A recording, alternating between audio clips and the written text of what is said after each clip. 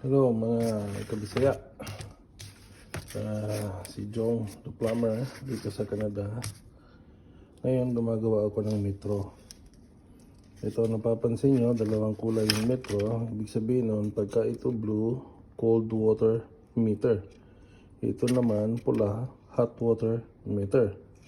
So ngayon, ang ginagawa kasi dito, plastic. PEX ang tawag dito. Tawag nila dito, force bow. So plastic na ginagawa dito sa Canada. Ngayon, condo kasi yung ginagawa namin, condominium. So usually sa bahay, isang metro lang. Pero dito sa condo, dalawa.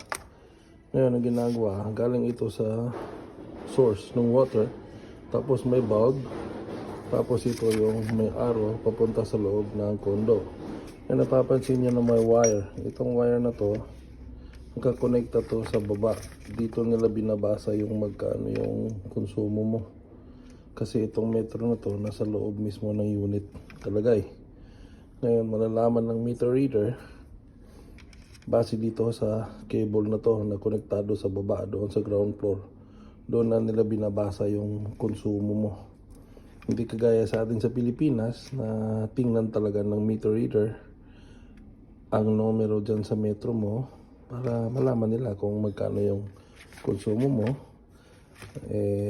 Iba dito sa Canada, ito na ginagawa nila. Ito nasa loob ng bahay mo.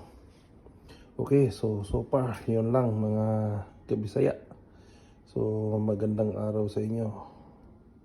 Sa susunod na uli video natin para sa mga tip kung anong pagkakaiba dito sa Canada at sa lugar natin. So bye bye for now. Salamat sa panunood.